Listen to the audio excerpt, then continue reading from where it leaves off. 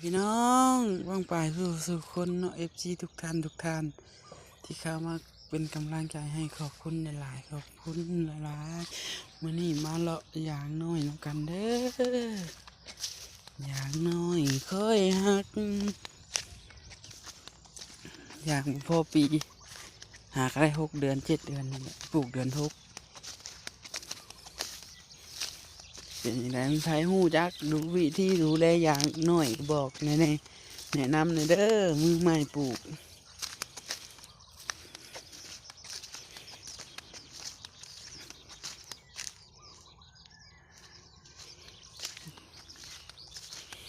ขอนั่งจักขาวอย่าเฝ้าลายเด้อลา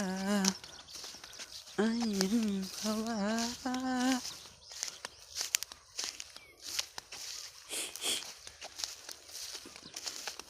ต้นยางบ่หลายดอกต้นยางก็ได้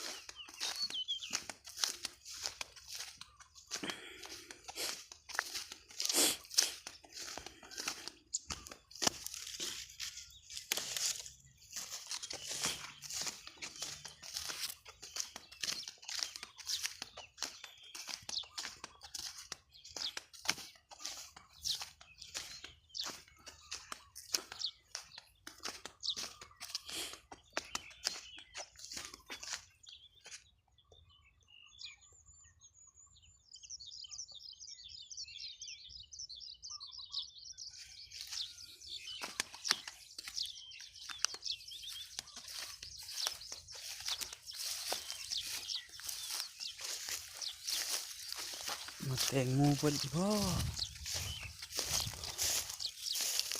เห็นแต่คือ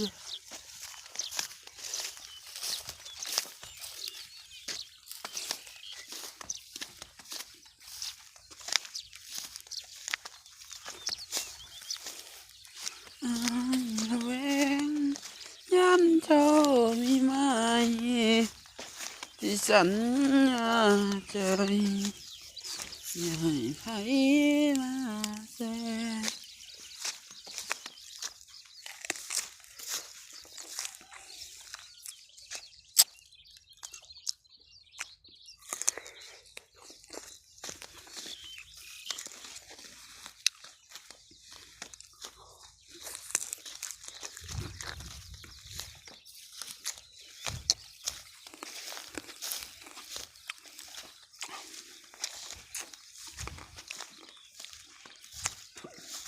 โดนเติบแล้วมันมาหาเลาะอย่างน้อยเลาะเบิ่งสวนมันตายบนหรือยังยางกัน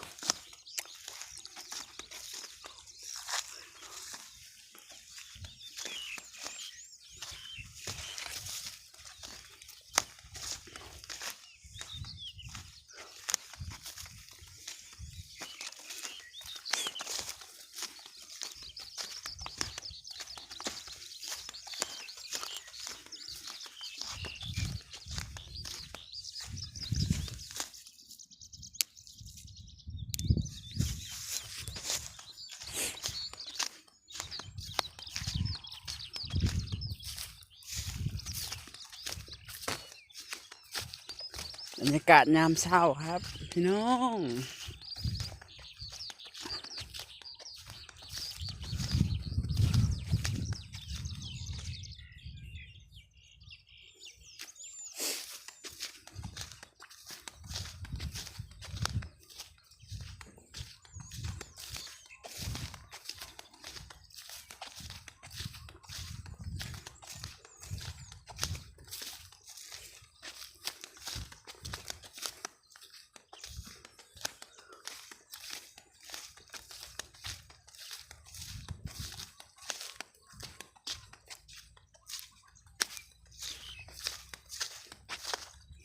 ตัวนั้นสวนยางไงตัวนั้นก็เป็นสวนเราสวนเขา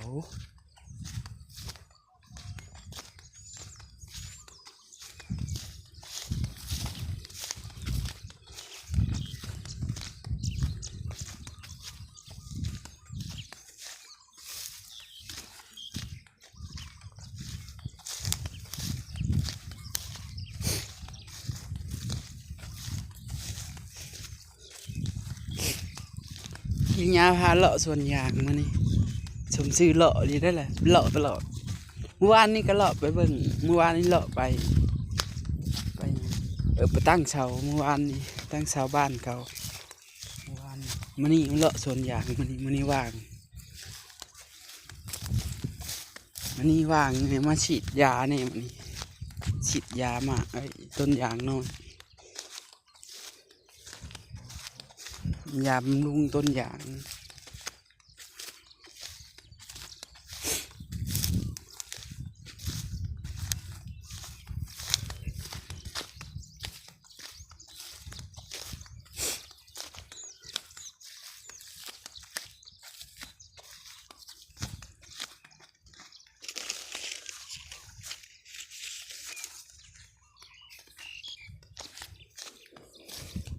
นะไปให้พระเจ้าคนเบิ่ง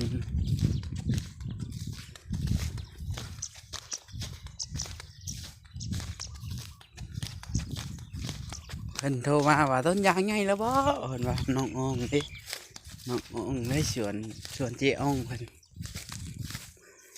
นว่าต้นยางไงแล้วบ่เพิ่นโทรมาแต่ละมื้อนี่แหละน้องอ่องจักไงจักน้อยแหละนี่ท่วมแล้วหัวเจ้านั่นน้องอ่องเอ้ย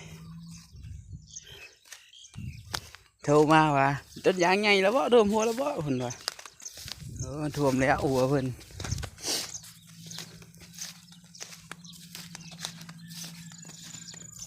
ต้นท่วมต้นบ่ท่วมแล้วเนาะต้นงามต้นบ่งามต้นยางแต่คนยังปลูกขี้ลายปลูกงามเนาะ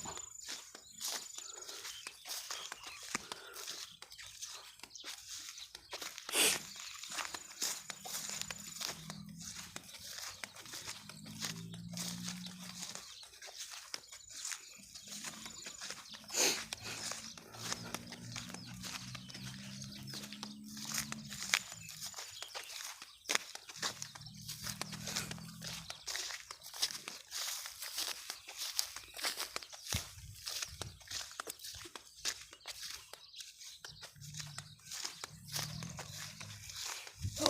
แต่งูยังอยู่เนาะเนี่ย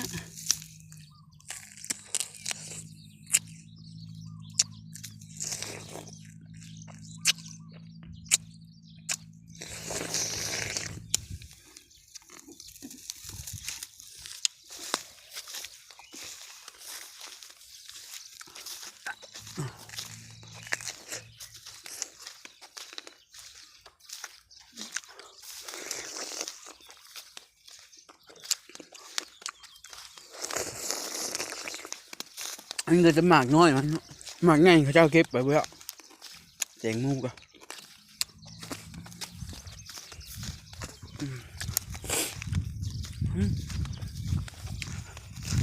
หล่อแล้วบ้านยังมูสองหมาก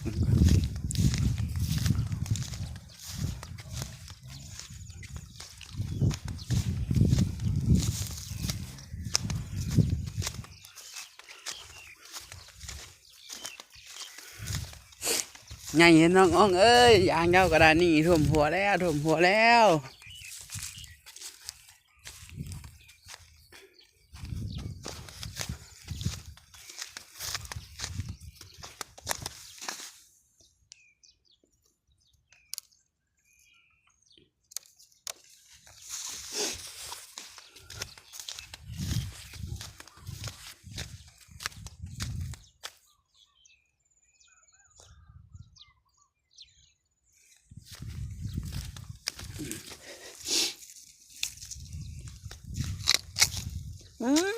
โอ้ทุกหมากเป็นไรไงกันที่มาจอบชวนพอได้กินเนี่ยมันใหญ่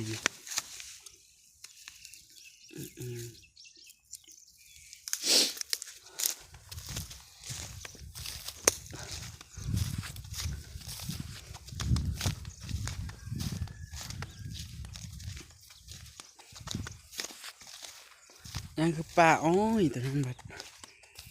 มีแต่ป่าอ้อยหอบสวนยาง นี่